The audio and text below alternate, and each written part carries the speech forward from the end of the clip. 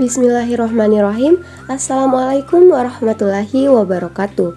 Halo teman-teman, perkenalkan nama saya Ira Andraini dari kelas M211 dengan NIM 2104075010005.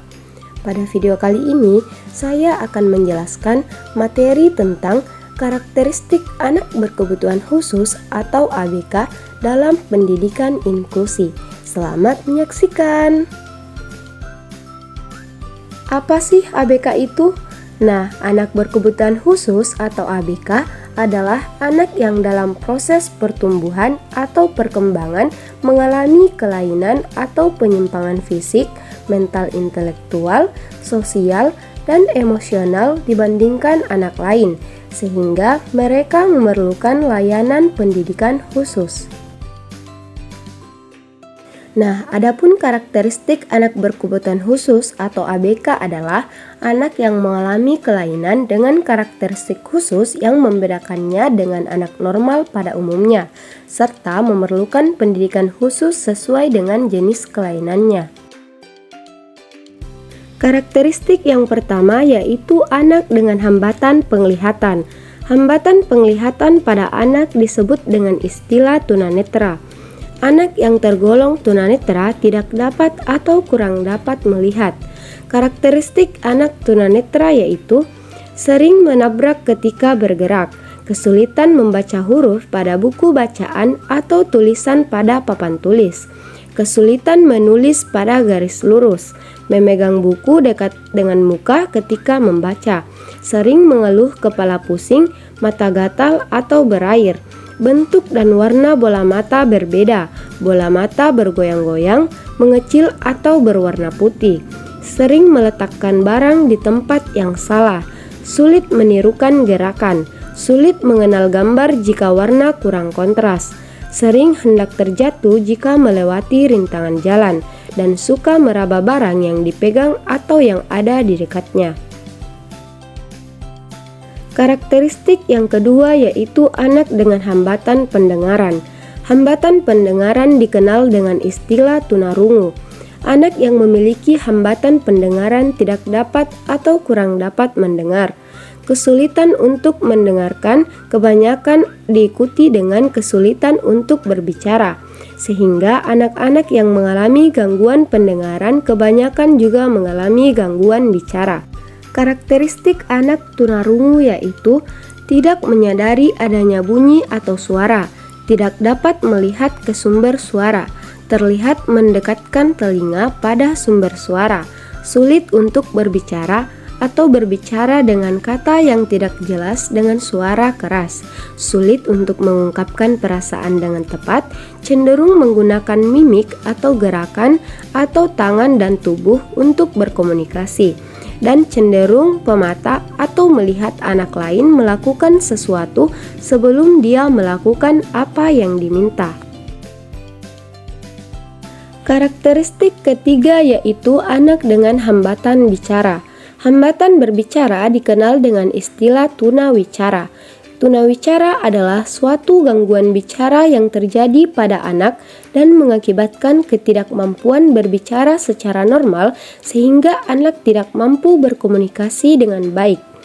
Nah, karakteristik anak tunawicara yaitu berbicara keras dan tidak jelas, suka melihat gerak bibir atau gerak tubuh teman bicaranya, telinga mengeluarkan cairan, bibir sumbing, kesulitan menangkap isi pembicaraan orang lain, dan sering menggunakan tanda-tanda untuk berkomunikasi. Karakteristik keempat yaitu anak dengan hambatan gerak. Hambatan gerak dikenal dengan istilah tunadaksa. Anak yang memiliki hambatan gerak biasanya kurang dapat menggunakan tangan dan kakinya untuk bergerak.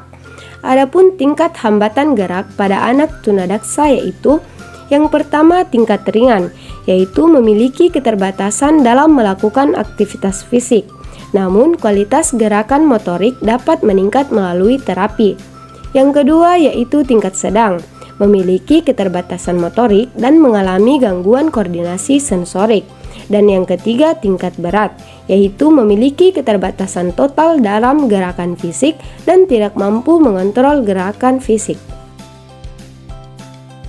Karakteristik anak tunadaksa yaitu sulit menggerakkan tubuh, sulit untuk berpindah dari suatu posisi ke posisi lain, sulit meraih atau mengambil benda di tempat yang tinggi, gerakan tubuh kaku dan layu, sering terjatuh, dan apabila terjadi kekakuan pada otot bicara, maka di antara mereka dengan hambatan gerak juga dapat mengalami hambatan bicara. Karakteristik kelima yaitu anak dengan kecerdasan istimewa. Anak yang memiliki kecerdasan istimewa disebut juga cerdas istimewa, bakat istimewa, atau gifted and talent.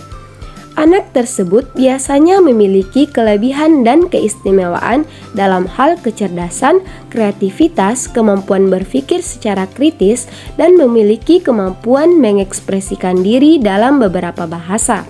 Namun, mereka cenderung mengalami kesulitan dalam belajar dan kesulitan dalam berperilaku yang berdampak pada tampilan nilai akademis, konsep diri, dan cara bersosialisasi. Karakteristik anak cerdas istimewa atau berbakat yaitu cepat mengerti instruksi, cepat memahami konsep atau penjelasan, cepat mengerjakan tugas, menunjukkan keterlibatan yang tinggi, punya komitmen, kreatif dan inovatif, memiliki skor intelijensi di atas 130 atau bagi anak cerdas istimewa, mudah bosan bila pelajaran diulang, menjadi usil dan suka mondar-mandir bila tidak ada yang dikerjakan, memiliki kemampuan untuk memimpin kelompoknya, dan terkadang kurang teliti dan menggampangkan pekerjaan tugas.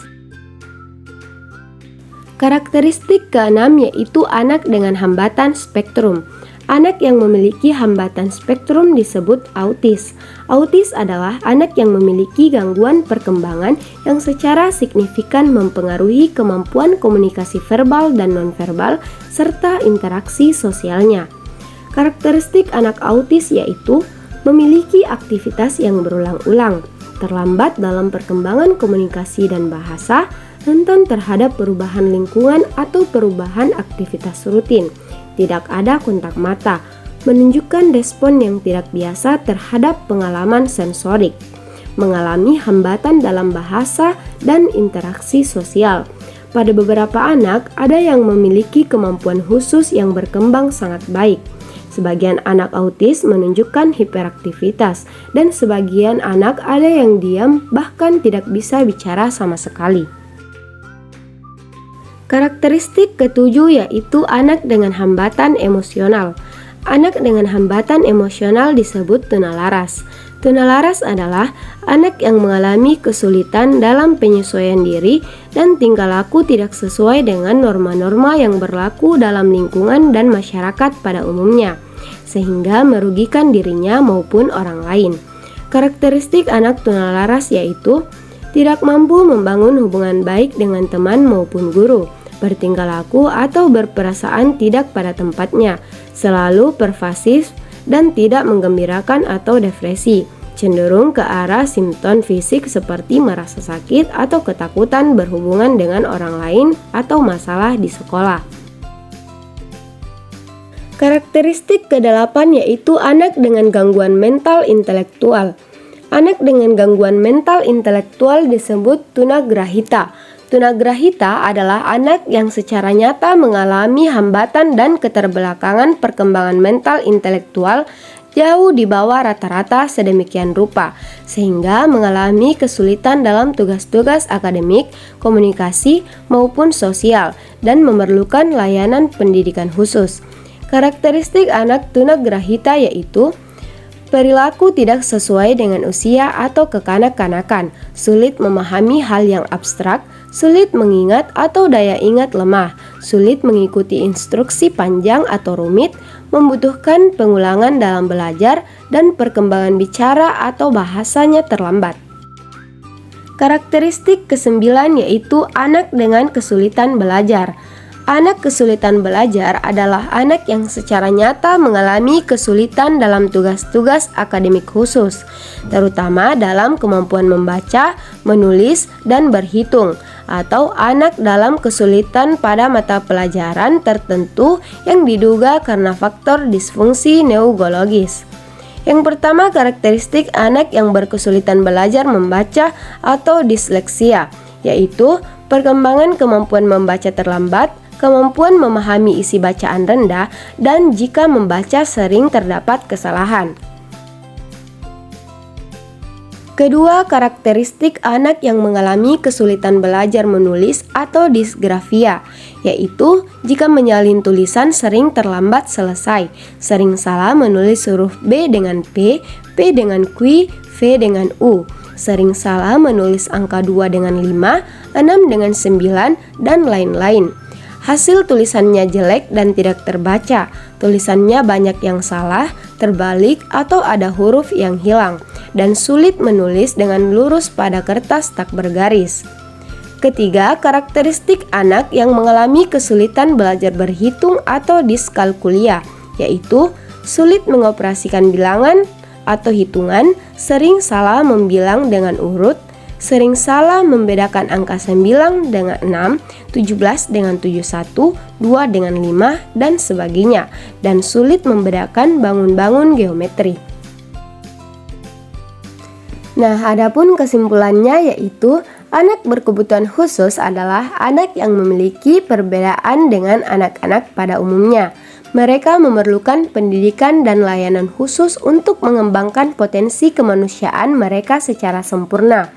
Setiap anak berkebutuhan khusus memiliki karakteristik yang berbeda-beda, tetapi hal tersebut bukan menjadi penghalang bagi mereka untuk mendapatkan pendidikan yang layak. Baik, itulah tadi beberapa penjelasan terkait materi karakteristik anak berkebutuhan khusus atau ABK dalam pendidikan inklusi.